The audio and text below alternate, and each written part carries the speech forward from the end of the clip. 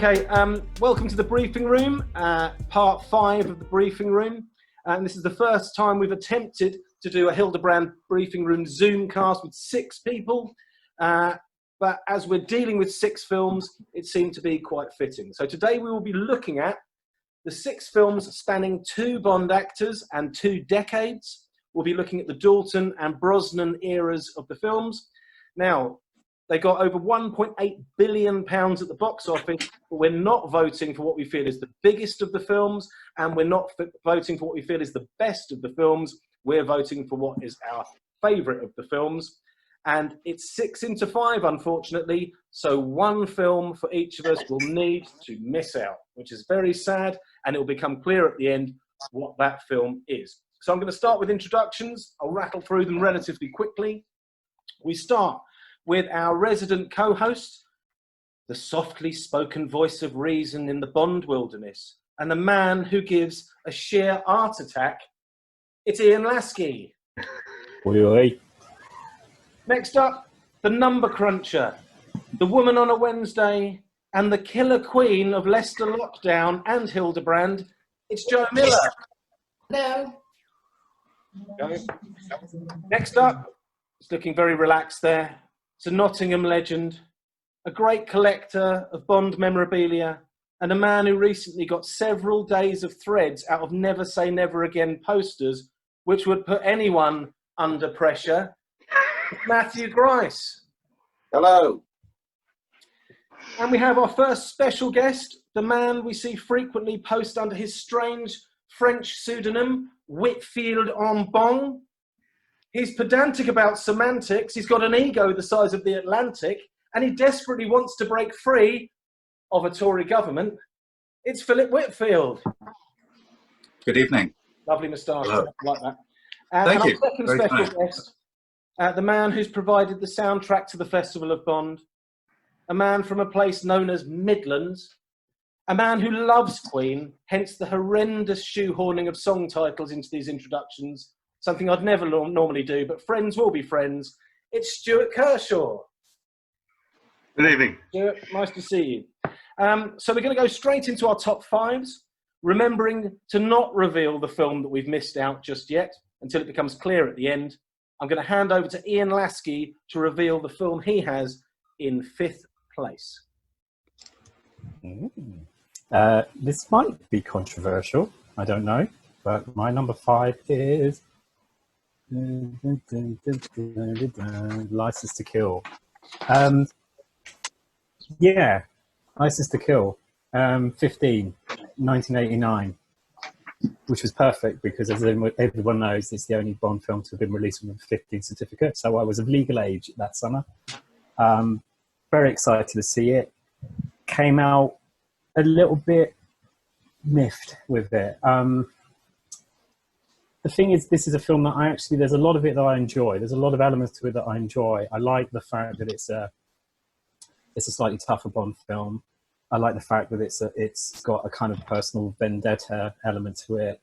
I like the fact that it uses that kind of fistful of dollars, Jimbo sort of plot point of having Bond sort of infiltrate an enemy organization and sort of corrode it from the inside out, playing everybody off against each other. The problem for me is that all the elements aren't delivered as well as I would want them. So although I do enjoy bits of it, I really like Robert Darby. I think Dalton's very good in it, although I don't think he's got as much to play with as in Living Daylights. That's another conversation. My problem with this is that at the time, and even more so now, it feels like a very soft version of an 80s sort of R-rated action movie. And it just doesn't feel Bond enough for me. But I think it's a really important film. I quite like what it tries to do, and I like the fact that it tries to go for something more serious and more edgy. And you can see that this is a film that they've obviously looked at as they've gone forward over the years and said, you know, okay, we're going to learn from that movie. You know, sometimes the missteps of the films that you learn from the most and become the more important films in the series. And I know a lot of people love this film, but for me, it's a great idea, not particularly well executed. Does anyone else, I'll ask the question, does anyone else have License to Kill in 5th place? No. Oh, wow. I'm genuinely surprised. I thought it would be higher for everyone. Cool. You've got great taste, guys. I was kind of a bit sort of stuck as to whether to put this higher, because the film itself, I did sneak into the cinema at a less than 15 age, so it felt like I think it might have been the first 15 film I ever went to, and I think I was 12 or 13, and it felt like I felt quite daring going into that film. And I had it on like a original VHS, and it was one of the few films, because I sort of went through a patch of time between Dalton and Brosnan when I didn't watch many Bond films, but I did watch License to Kill quite a lot, and I really, really liked it. I think as things have developed, we'll get to Living Daylights later, but the things that I really love about Living Daylights and the kind of balance and the way the Living Daylights is acted by Dalton, I think is absolutely spot on. And I think for me personally, License to Kill, a bit like some of the Roger films, I feel he's kind of underplaying it and sending the character up a bit.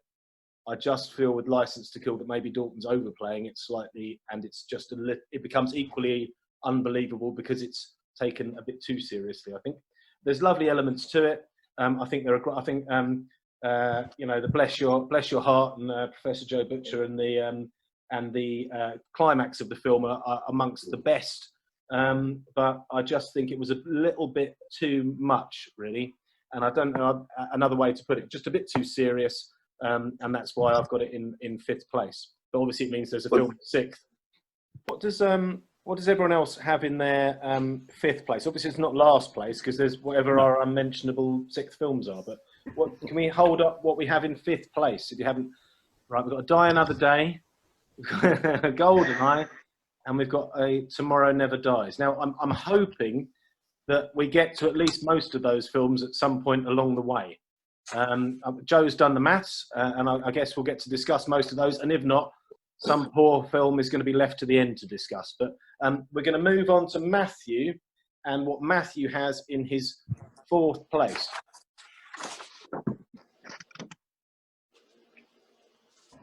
Tomorrow Never Dies. Okay, Matthew, why have you got that on 4th? I don't think it's as good as The World Is Not Enough. And I don't think it's a classic such as GoldenEye. I think over the years, I think GoldenEye is probably considered to be a classic Bond film. It's, kind of got that typical bad guy wants to take over cause havoc across the world. And you've got memorable characters, you've got a memorable henchwoman, you've got a memorable iconic chase with a tank. You've got Boris, who says, "I'm invincible," which is probably just as iconic as "Do You Expect Me to Talk?" So I think compared to GoldenEye, I don't think Tomorrow Never Dies kind of is as memorable. There's still some fantastic scenes in there. The pre-title sequence is one of my favourites throughout the series. You've got a brilliant score by David Arnold. And you've also got quite a good sort of car chase in the car park, but I don't think it's as iconic or memorable as a tank chase in GoldenEye. There's some good characters, but I just generally don't think it's as memorable as the GoldenEye. But also, what I've got a bit of an issue with is the Americanization of Bond. I don't know if it was to do with the producers or to do with the script writers or the studios, but I feel that Bond is sort of become a little bit more Americanized. There's a line where Brosnan says, "Oh, should have took the elevator." It's like, well, that's very Americanish. Do you think? Well, that's really no any issue with it, to be fair. One of the things that you kind of notice around that era, and I'm not going to say kind of where it is in my list, but when you look at the Connery films, Lazenby, Dalton, Craig, I'm not going to mention Roger Moore, but those films, death at least means something. When somebody kills somebody, it means something. And when Daniel Craig kills a single person, it seems to affect him and it means something. The thing that I'm not as keen on with Tomorrow Never Dies is it kind of, you've almost got like the machine gunning people down. It's like almost that kind of Sly Stallone, like gun wielding, death stops meaning anything and it's followed by a quip. Well, it's kind of, I don't mind that. And that's, for me, that's really only the second part of the film. But that's one of the things I don't like about it, really. I actually watched it yesterday. I really enjoyed it. It was, and it sort of, it's very of its time. It's very late 90s. It's that sort of John Woo, that kind of thing. Yeah. Sideways firing of stuff. Yeah. There's a lot of that. Yeah. Jonathan Pryce is, well, not to my taste either. I think he sort of overplays it. I love that. I love that. I think Anthony Hopkins may have probably pulled it off a bit better. Yeah, definitely. I don't know. He could be as big a ham as any of them. Yeah, he could be a massive ham. He'd have done it in the style of Red Dragon Hannibal Lecter. I'm convinced of it. Yeah, sort of coming out with a mask on sort of thing. Mate, who would have thought of anything like that? It's a crazy idea. Has anyone else got Tomorrow Never Dies in this position? In fourth? Yeah. Yes, I have. Oh, wow. I have to say, Philip, that doesn't surprise me. Ian, it does a bit, actually. I thought you were going to be higher with that. Philip, what are your views on Tomorrow Never Dies? It's better than Goldeneye, surprisingly. Goldeneye is, if I can go back to that, it has a lot of good stuff, but it's less than the sum of its parts. And I think Tomorrow Never Dies is probably more than the sum of its parts. I think it just pulls it off a little bit better. It's a bit glossier. It's a bit more polished. It manages to hide the absolute turmoil that was going on in the production. It's probably the most troubled production of any Bond film. But you wouldn't really know that from looking at it. And No. Philip, do you think those? I kind of know your overall view, maybe on Brosnan anyway. But do you think Tomorrow Never Dies and The World Is Not Enough suffered a bit from trying to get them out every 2 years? Possibly with Tomorrow Never Dies, it probably was rushed, and it would have been better had it had more time. Obviously, the disastrous location falling through was a major problem for them, and I think they possibly should have looked at postponing, but they did go ahead. And actually, I watched this the other night, and I enjoyed it a lot more than I have done over recent years. I mean, people will know that I'm not the biggest Brosnan era fan. He's dated better than GoldenEye has, I think, considering it's only 2 years later. They look very different, don't they? As films, they look like. Well, that's because GoldenEye went for a very specific kind of pseudo 60s feel, which I don't think GoldenEye's aged well. No, I don't think it has. I think that with Tomorrow Never Dies, what you have is an example of a director taking the reins who might not necessarily have been the right choice to have made a Bond film, because he clearly wanted to do something different. And so he was the one that, from what I've read anyway, I know that there was the original story had about Hong Kong and all that, and they sort of decided that maybe that was a little bit too topical and a little bit too close to the release date. But then also, from what I've heard, he was the guy that basically said, I want to just completely rewrite this script. And I know directors will often, when they're brought onto projects, will want to do that with scripts in order to put their mark on it. But it seems like he was a particular, he really wanted to change things up, and I suspect that caused problems. I do agree, though. I think it is one of the slickest Bond films. It moves at a pace. Yeah. It cracks along. There's no points where you're particularly twiddling your thumbs.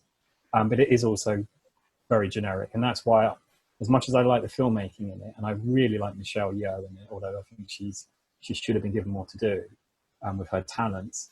It's the fact that it's so generic is why it's lower down on my list. Mm-hmm. Who have we got? Who else has got a fourth to show? Oh, it's there again. Oh, yeah. Twice.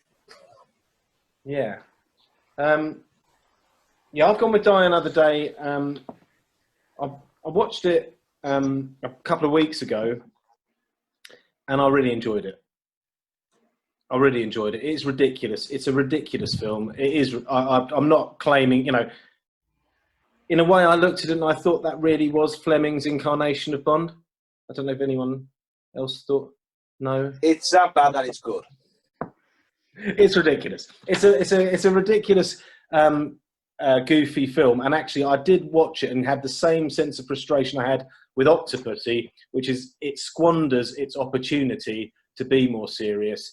It squanders its opportunity to have this quite nice underlying Moonraker storyline that actually I think would have kept it rattling along. Halle Berry, I think, is great in it, and then she gets kind of wasted in it. And so, yeah, that's my choice of fourth.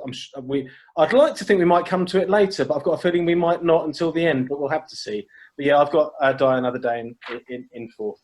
Did anyone else have Die Another Day? Sorry, I need to.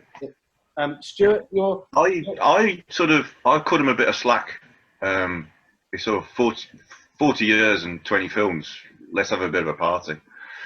It's just crazy. It is a mad film, and I think they were right to do what they did afterwards, to go back, you know, to reboot. But would I like another film like that? Yeah, why not? From time to time. Joe, what did you have in fourth? I had The World Is Not Enough. The World Is Not Enough. Okay. Yeah. I hope we get to that in a little bit. And I'm gonna move on now to Philip with your third place. Your wish is my command. There it is. Perfect. Very slick there, Joe. Good planning as well. Nice. Philip, your views on The World Is Not Enough? Easily the best of the Brosnan films, in my opinion. But what's your top two? What's your top two films then, Philip? Oh, I don't have a top two. I have a top one. But we'll come to that momentarily. Anyway, yeah, The World Is Not Enough. It is well behind the other ones, in my opinion. But it's better than any of the other Brosnan ones. But it's pretty serious throughout. It does have its usual daft moments in, and it does have its humour, but it is played pretty straight. It has a very serious plot. It also, interesting for a Bond film is you don't actually know who the villain is from the start. They'd only ever done that before with For Your Eyes Only, which it has a similar tone going for it with that one. The boat chase is great. It could possibly be done with a little bit of editing on that to bring it down just a little bit more. Brosnan in this one, he actually manages, for me, to be James Bond. You know, I don't like him in that role, but in this one, he actually does manage, for at least 1.5 seconds, to be James Bond in my eyes, and that's the moment when he's confronting Electra, and she says, "You'll never miss. You'll miss me," and he shoots her, and that in that 1 microsecond or up to 1.5 seconds, then to me that's when he finally manages to play Bond properly. And he sniffs and kisses her as well. Well, indeed, he ruins it straight away. It's like it goes from the sublime to the absolute ridiculous, and then but still, it's his best performance. It's quite a good-looking film as well, isn't it? Mm. Okay. Has anyone else got The World Is Not Enough in third? Yep. Ian. Anyone else? Ian, your views on that? I echo a lot of what Phil said. Although I think Brosnan's better than just 1.5 seconds. I do think this is his strongest. Okay, I'll give him 2. Give him 5.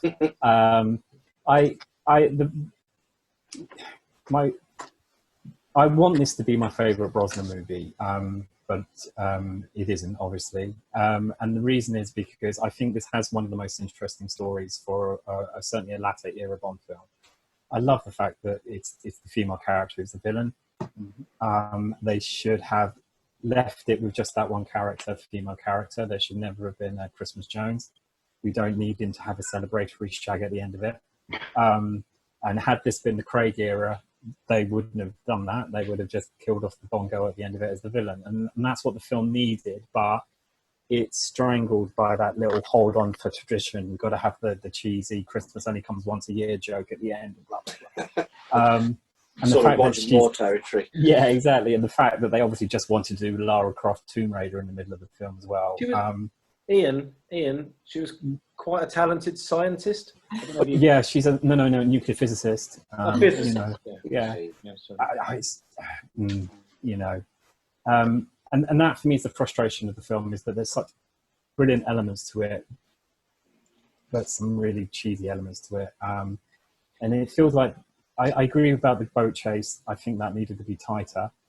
I do agree with that. And I feel like the other action sequences just kind of feel bolted on, you know, and it's one of those few Bond films where actually I think to myself, I actually would have liked it if it had less action in it and just a bit more drama, which is what you can sense they're trying to do.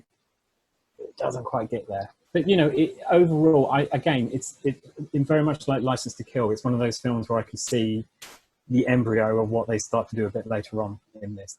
This feels the closest to a Craig movie in the Brosnan era, and then of course they follow what you don't have a day. What are your see? I find Robert Carlyle a singularly unthreatening villain.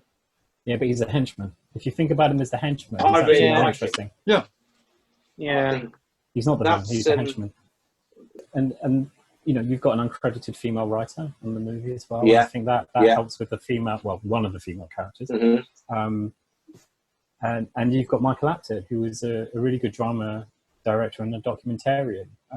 But probably a little, as he himself has admitted, a little out of his depth when it came to the action. But yeah, but I mean, obviously Vic Armstrong was doing all the action, really, and he's done some wonderful action before. But I mean, the Powerhawk chase, it should be incredibly exciting, but for some reason there's just something missing. I don't know what it is. It does just feel like exactly what you just said. It feels like the second unit, and I totally appreciate the second unit do a lot of the filming for this, but it almost feels like they're the ones that have completely taken control of the action sequences. Yeah, and the director hasn't had any kind of input in the look of it or the shaping of it, and so and also I don't understand who sent those people out to kill them.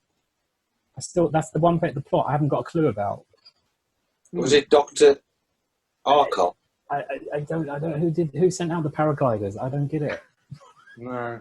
I hate that scene at the caviar factory, and I really don't like the fact they brought back Zukovsky. And, Really? I like that. Yeah. Gold run, doesn't he? Yeah. Oh dear. Yeah, I like Zukovsky, and obviously going back to Tomorrow Never Dies, someone mentioned the Hong Kong script, and he was going to be in that. He was going to be the president of some corrupt ex-Soviet state, and he was going to meet Bond, I think, in Venice. There's a lot of hangovers from that Hong Kong script that then made it into The World Is Not Enough, including the use of injecting plutonium into a nuclear reactor, because they were originally going to destroy a power station in Hong Kong. Because I think those buzzsaw, those helicopters with the saws, I think they were intended for GoldenEye originally. Yes. But they moved them. But also, I think with the boat chase, I think that was originally intended to take place after the title sequence. Yeah. Which may have been better. It may have left you an extremely short pre-title sequence, but it may have, that title sequence, fantastic action, but it just felt a bit too long. I love the scene in the casino with the fight and where the knife goes through the tie. He's got his sunglasses. Yeah. I think that surely, Philip, that can add another 1.5 seconds to Pierce Brosnan being a credible Bond. Do you not find 5? Okay. Who have we? We've got 2 people, I think, with The World Is Not Enough. What are other third films? Ooh.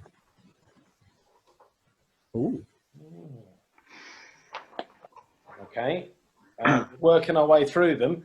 I think there's one film that's everybody's sick, or there's one that hasn't appeared yet. So we'll just have to see if that's a theme developing. But we're going to move on now to second place and Stuart's second place. Stuart. GoldenEye. GoldenEye. I think after such a long gap, there was, what was it, 6 years between License to Kill and GoldenEye. There was such an anticipation for this film. It was almost Phantom Menace type anticipation. Just people just waiting to see this film. Obviously, pre-internet, you didn't really have the same kind of, you could look at it and see everything that was going on. But I remember being excited and going to see it and thinking, yeah, this is good. The bits of it I don't like. I think it's slow in parts. But overall, I think it's not a bad film. It's a good reboot. I think Pierce probably isn't as good in it as he is in other films, but overall it's a good sort of it's an update. It's a modernisation of the idea of the fall of the Russian USSR, and then it's sort of like carrying on with that. And I like Robbie Coltrane's character. It's for me, it's one of the best. Yeah, it's up there, definitely. I mean, it up until rewatching them the last time, I'd have had it above The World Is Not Enough, but I put The World Is Not Enough above GoldenEye this time, simply because The World Is Not Enough has I think a better plot and more twists. GoldenEye is very iconic, but I remember even at the time thinking it looked weird. I don't remember. I said this on here before. I've never had an experience in a cinema in terms of audience reaction like GoldenEye. It was like cheering, whooping, absolutely fantastic. Everyone was so glad to have Bond back, but it didn't look contemporary. When you watched it, it looked weirdly sort of timeless in a way that earlier we said about Tomorrow Never Dies looked very 90s. GoldenEye sort of looks like this weird hybrid between sort of 60s, blurry 70s. There's some 90s elements to it, but I don't know, rewatching it felt a bit dated. I think someone mentioned it earlier, but it did feel dated. Still very, very enjoyable. Still very iconic, I think, but just a strange feel to it. With it as well, I think the impact of the game, I think, has really definitely sort of made it bigger, really. A whole generation of people were introduced to Bond with that game, weren't they? So. Yeah. I mean, that's how I became a fan, through GoldenEye 64. They've got some strong female characters in that film, which I really like. Yeah. And the introduction of Judi Dench. Yes, fantastic. Great scenes. Best thing about the film. Yeah. And that's I remember waiting for that to come out on like video, I guess it was at the time. Having seen it 3 or 4 times at the cinema, it was so popular. It was so popular, and the Honor Top, what a fantastic character she is. Fantastic. I mean, Stuart said about the anticipation, and for me, it probably was my most ever anticipated Bond film. I mean, even more so because it was the first one that I actually went to a premiere for. So it does have a soft spot.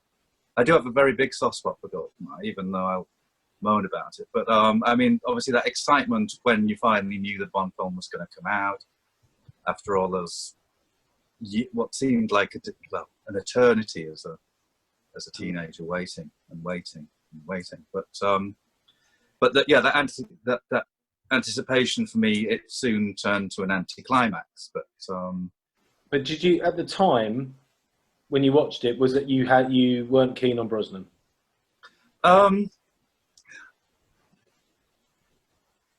At the time, I was probably still in mourning. But it wasn't Dalton. I took it very bad when Dalton left. I adored Dalton. Dalton took me from being a little kid who kind of liked James Bond to being someone who was absolutely fanatical about Bond and wanted to devour everything I could see, read, hear. And so Dalton made me not only a Bond fan, but a Fleming fan, and that's something that to me is really important. What else do we have? Who else do we have? We've got second places. So what else do we have in second? I actually don't have a second place. Oh, I can see what's going to happen here. World is not enough. Not that I'm predictable. No, that's fine. Okay. So we've briefly discussed GoldenEye. I had The World Is Not Enough in second place. That just tipped the scales for me. And we're into the preparation for our top, I guess. So we're probably going to reveal at the same time. This might be one of those weird times when quite a few people have got the same choice. But let's see what happens. Our number one from that era is 1, 2, 3, go. Ooh. Living Daylights, 1, 2, 3, and you've got yeah, okay. Right. Well, some of us are right then. So, Philip, I'm gonna hand this over to you because you've got your joint first. Obviously, you love Dalton, so you can't separate these two. Well, if you ask me one day, I'll say one thing. If you ask me another, I'll say the next. But there will always be. I love them both, but they're both very different films. So it's difficult to pin them down in that respect, as it were. The Living Daylights, it's classic Bond. It's got it's glossy. It has intrigue. It's got its funny bits. It's quite light at times, but it's also very serious as well. I mean, the bits in the defection scene, taken straight from Fleming's novel with a few minor changes, but it has a very different feel to License to Kill, and it's like choosing your children for me. I just can't. One day one behaves a little bit better than the other, and you can. I know I can't. Yeah, they're both great for me.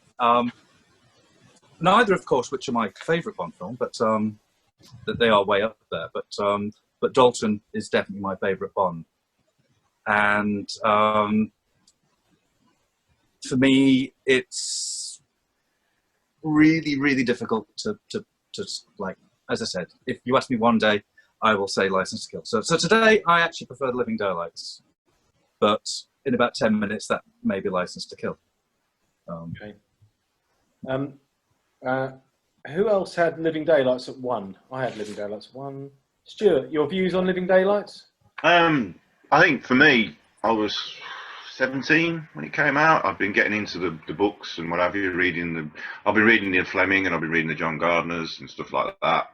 And I just found it felt like one of the books. I loved it. I think it's a great film. I like that at the back of the Hercules towards the end. It's just one of my all-time favourites in all the films. It really is. I wasn't expecting that when it happened in the film, and I was just like, whoa, the first time I saw it. I think it's a great film. Brilliant score. It's John Barry's. It's his last score, and I think it's one of his best. Yeah. It's a really romantic score, isn't it? Yeah. I mean, apart from that, it's not thrilling. It's got that romantic, very European sound. But it's one of the most romantic Bond films, I think. Yeah. There's a lot of twists and turns and what have you, as you say, in it. You know, I think that's why I liked it, because it was very similar to some of the Gardner novels. Like, you never know there's a lot of twisting and turning and double crossing and what have you. I think that's why I really liked it when I first saw it. I thought this feels like a novel. Yeah, I mean, what I would say is there's only as a kind of Connery nut, there's only 3 non-Connery films that definitely, without doubt, burst their way in between the Connery films for me in terms of how much I like them. Spy Who Loved Me, which is below Living Daylights, and Skyfall, which is above.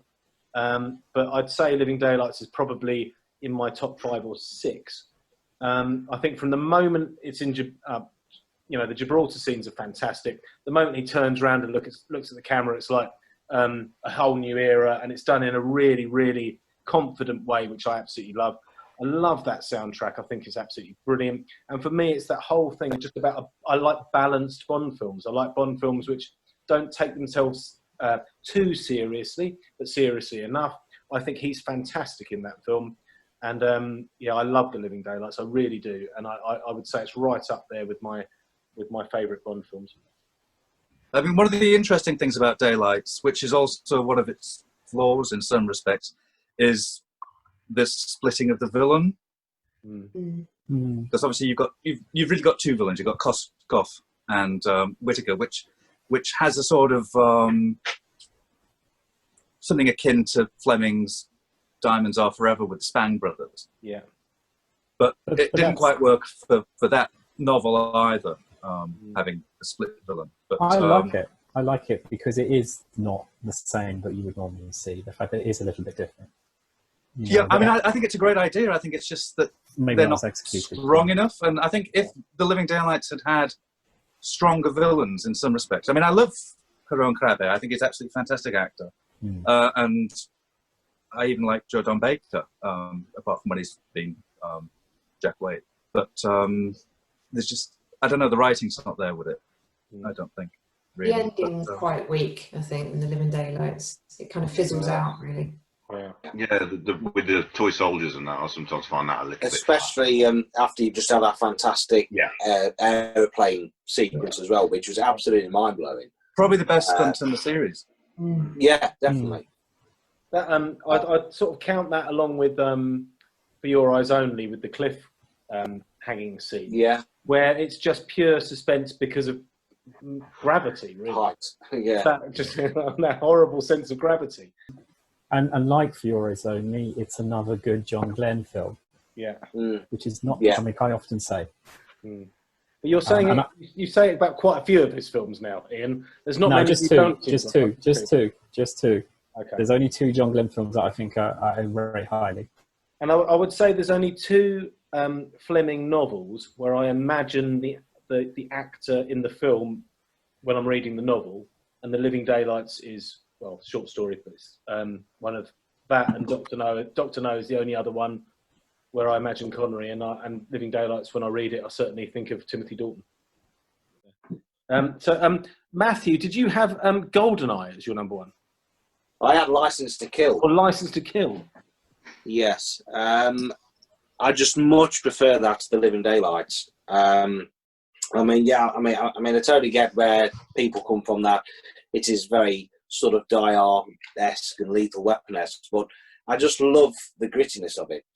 And I mean, the tank climax is absolutely fantastic.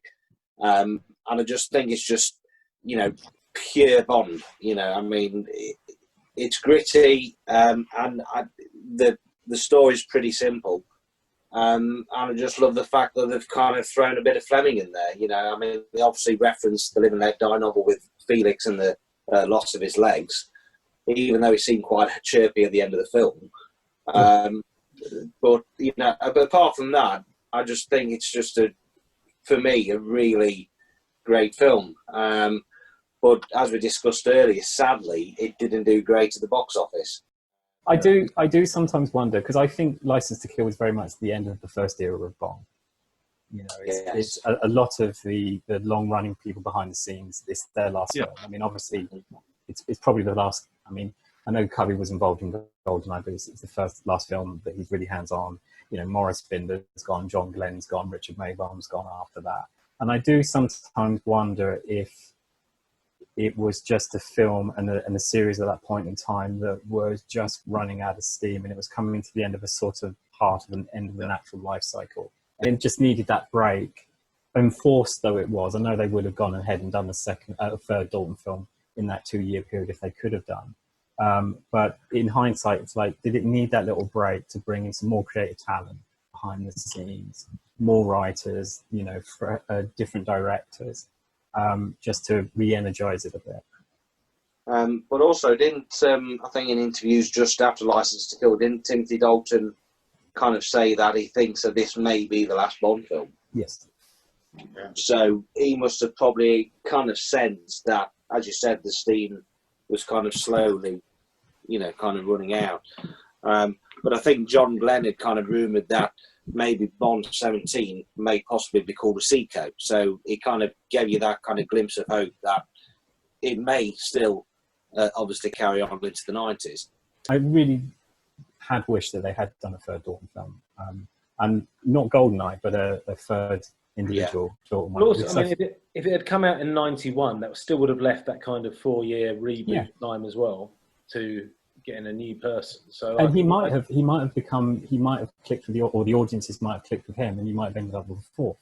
But what I like about, from what the ideas that we've been talking about and what we've heard, is that it feels like the third Dalton film would have been more fun.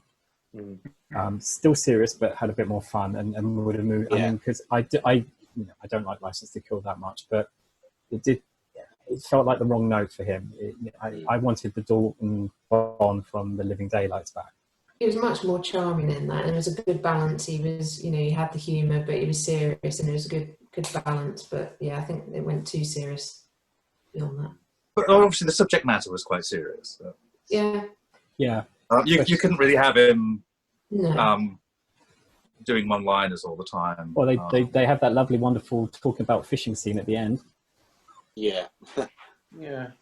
Felix's legs have been bitten off. His wife's died, and all he wants to do is go fishing. And in fairness, the prospect of the entire human race being wiped out, so they could send pairs of couples up to space before they then wipe out the entire human race, on paper, is quite serious, isn't it? That could result in a quite depressing storyline. But luckily, Roger just he put the quips in and the one-liners, and it became fun. Okay, so who have we missed out on? What's the what films have not made the grade? I don't think we've missed out any. I can't remember any Bond films that we haven't mentioned. No. So I think I might be in trouble. Yeah. I will get a lot of stick for this. Go on then. Oh, 6th. I didn't. In my calculations, Matthew, I didn't. Why is that 6th? Because it's just never sat well with me. I much prefer License to Kill to The Living Daylights, and I mean, I like, as Philip said, it's like picking your favourite child. It can't be done. But the thing is, I think The Living Daylights is probably the least film I would go to watch. I just find the kind of story a little bit complicated, and I just think Dalton looks a little bit too young in it. I don't know. It's just never sat well with me. I mean, the soundtrack, as you say, is fantastic. I absolutely love Where Is Everybody Gone? And there's some great scenes in there, but it's, for whatever reason, it's just not the film I always seem to go to. I always seem to much prefer License to Kill than The Living Daylights. Ian, what was your 6th? I didn't waste any paper and ink on this, so I'll just tell you, it's Die Another Day. I mean, yeah. What? It's Die Another Day. What to like about that film, Ian? About an hour and a half of it. Okay. Right. No, I mean, I just couldn't get over the car. Okay. And you're just sitting there thinking, it's a really lazy way to do that car. You literally take it out of shot and say it's gone invisible. And you're thinking, I've seen Predator. I've seen stuff like that. You could create an effect that it's kind of semi-invisible, but it's still kind of there. And I know that's what the writers said. And I remember an interview with the writers a few years later, and they said that's what they intended, that it was kind of invisible from a certain angle and from a certain distance. Yeah. And then it just, I mean, I really like the actors in it. This is the film that introduced me and the world to Rosamund Pike. That ain't no bad thing. I've forgotten the guy's name now, the villain, the actor. Toby Stevens. Yeah, he's brilliant. Stevens. Yeah, he's terrific. It's just a shame that he's got that role. Maggie Smith's son. Maggie Smith's son, that's it, yeah. I mean, with Toby Stevens, I mean, Gustav Graves, I just find a complete and utter dick. Yeah. It's just, I mean, it's just smarmy, and I kind of really want to smack him. Well, that's what the interesting thing, because Toby Stevens says he plays him like Bond. like Bond, and that says a lot about Pierce Brosnan's Bond for me. It says a lot about Bond. But I think naturally, you probably don't quite see that about Bond straight away, because he is the hero, and we all love him. So he's never going to be portrayed as the smarmy dick or whatever, like Toby Stevens. But that's Pierce Brosnan's playing. Roger Moore. Well, yeah. But Roger Moore had charm, I think. But Pierce Brosnan had smart. Pierce Brosnan, not the world's deepest actor, for bless him, but he is what I call like a matinee idol. He has that level of charisma. It's just maybe that's not necessarily what you want to see in the James Bond. But I've always enjoyed him in the role. I never had a problem. And I've said it before, it's only since I've come into Bond groups and that in the last few years that it even occurred to me that people wouldn't like him. I have Tomorrow Never Dies in 6th place. The main reasons for, I think it's got a very weak second half. I think it turns into this weird sort of unrealistic Chinese, British Cold War kind of naval battle at the end, which I don't find particularly appealing. And I think it's the only, picking up on Philip's comment, it's the only one of Brosnan's films where I actually do find him a bit smarmy. And it's got that sort of generic action film, motoring everyone down with the machine guns. Harley Davidson, is it Harley Davidson? I'm not so keen on that. And it's a motorbike. I don't mind one-liners, but when they're one-liners that are quickly followed by horrible music, it's like kind of one-liner, horrible music, take off on motorbike. I find it a bit too much. And whereas I can appreciate... David Arnold does horrible music. No. Some of it is horrible. I find some of it a bit dancey and a bit 90s, to be honest. That's not a bad thing. Well, okay. Well, I'm not as keen on some of the music in that film. Stuart, what did you have in 6th? Well, I may have to leave quietly. I don't know. The world is not enough. Oh. I wrestled with this because I was thinking, is it going to be License to Kill? Is it going to be this one? Is it going to be Tomorrow Never Dies? And I don't know. I just find it a bit flat. It's almost a chore sometimes to watch it. I think Pierce is good in it. I think it is his best performance, definitely. But the film itself, for me, is a bit flat. That's it, really. I think, but it's one of the only ones I've seen twice at the cinema when it first released. So I think I liked it at the time, but I just seem to have changed my mind about it. It's one of those. I just find it a bit of a chore. Okay, Joe, what have you got in 6th? I had Die Another Day, but I did struggle with choosing that and between that and Tomorrow Never Dies. In fact, I'd forgotten I left that one out, and I'd sort of convinced myself I'd left Tomorrow Never Dies out, and then when I looked at the list again, I surprised myself. But Die Another Day, I do quite enjoy it. It's entertaining, but I think everything's just dialed up to 11, and it becomes a bit too much. I can almost forgive the invisible car, but it's the bit that gets me, the plane that's disintegrating. It's pretty much just a skeleton frame and it's still flying. It's that's the bit that loses me. And then the whole robo suit thing that Graves is wearing. And I don't like Halle Berry. I don't particularly like Pike. Really don't like John Cleese. So I don't know. Tomorrow Never Dies is not much better. I suppose there's less to dislike about Tomorrow Never Dies. Just maybe. Okay. Philip, what was in your last place? My last one was Die Another Day. Yeah. It's a film of two halves. The first half, the section until you get to John Cleese is actually really good for a lot of it. The idea of Bond being captured, but it's wasted over the title sequence. That they kind of get rid of that, what should have been an absolutely fantastic torture sequence, but and they just waste it. One of the best things I can say about the film is that Madonna is not the worst thing about it.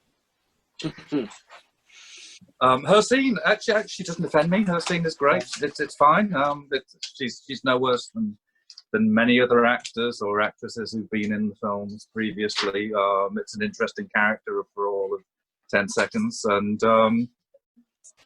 my problems with it all come from Don Cleese. The moment he appears on screen, it just loses any sort of credibility it had, and it's just a potent for He's badness. sort of doing a Basil Fawlty, isn't he? It's like yeah, he's playing it as a comic character, which is completely wrong. Yeah. Okay, I'm gonna before we wrap it up, I'm gonna finish with a quite controversial last question. If you had to erase the work of one of the Bond actors, and consign it to Room 101 of Bond, would you get rid of Dalton or would you get rid of Brosnan? It's a really difficult one. So sorry if it's a bit of a curveball, but Ian Lasky, Brosnan or Dalton? Can't answer Lazenby. Well, look, if you put it like that, then it would have to be Brosnan. Brosnan goes. Brosnan goes. Joe?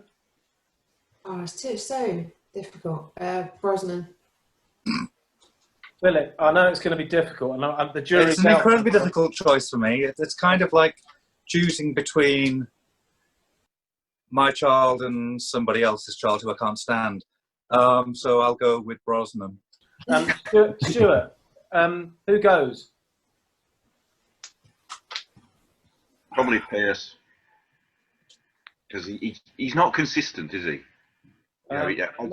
Even though I put The World Is Not Enough at the bottom, it is his best performance, but then he's not consistent. Yeah. Before I get to Matthew and we finish up, I'm going to say I'm going to send Dalton down into Room 101, despite the fact I really massively love The Living Daylights. You're just so contrary, aren't you? Maybe a bit, but I think it was Brosnan who was responsible for reviving the series, and I think if they carried on with Dalton, it would have been long gone by now. So I'm going to save Brosnan because of his commercial appeal as a matinee idol long into the 90s, despite that would have really offended Fleming. But I'm going to go with saving Brosnan, canning Dalton, Matthew. I'm glad you said that, Alex, because I thought I might be the only one to say that. For me, I think it's got to be Dalton, because I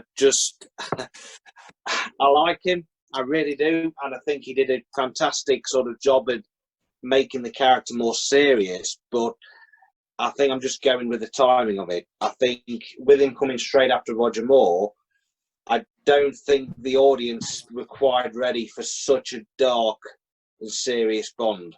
I think, I've said this before, if Pierce Brosnan had done The Living Daylights, I think it would have probably been a little bit more of a smoother transition, because I think Brosnan does sort of have that hybrid of both Connery and Moore, that lightheartedness and that little bit of a sort of darkness to it and coldness.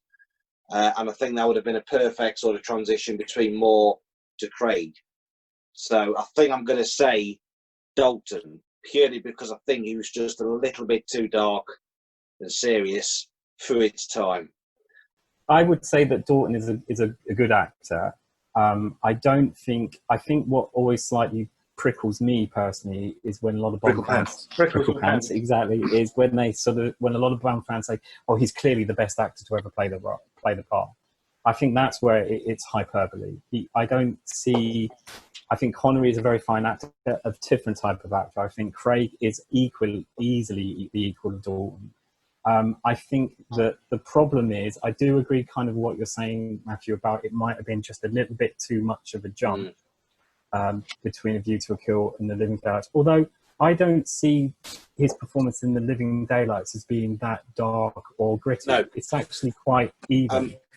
I'd said this before, that when I've watched The Living Daylights, I can just mentally place Brosnan's head on Dalton's body, and it works.